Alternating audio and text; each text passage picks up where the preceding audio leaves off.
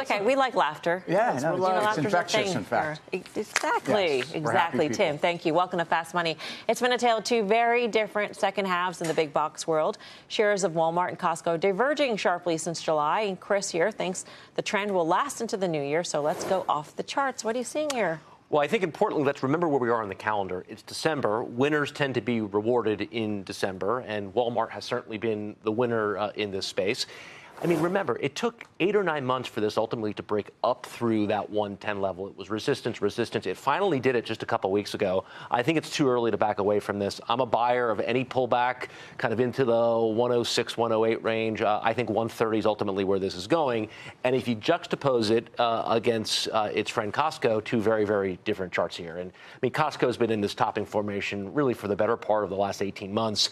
It is probably oversold in the very near term. I would be a seller bounces. I think ultimately circle 800 on the chart. That's probably where this is going. But in the discussion of our broader commentary about the consumer, I mean, XRT back at the highs without Amazon, without Costco, I think is a pretty powerful message. How about Walmart and Target as a pairs trade, which is the typical way we think of those two? Yeah, I still lean Walmart here. It's the best start setup of the whole group. In terms of shorting Target? Yeah, listen, I think on the long side, certainly Walmart. Target has had its own problems for a considerable amount of time. Costco's at a big level. This is right around the March low, I think 885 or something. We're trading right now. There's been no meaningful bounce, which is actually surprising. But as Louise Yamada says, and she's watching right now. I hope you quote her correctly, because you have not been quoting her correctly for a long time now. Been taking liberties with Louise. You really have. I mean, the directionally in the sentiment is accurate, but the quote is not accurate. But go ahead. Try.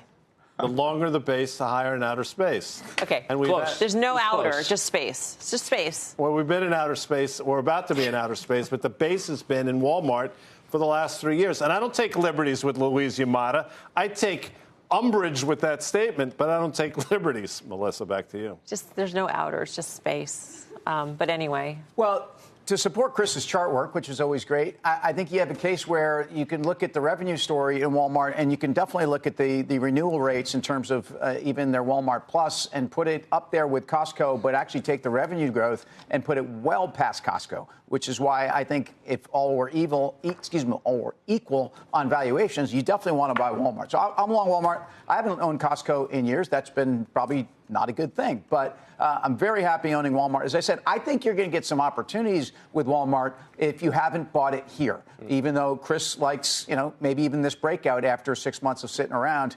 That's great.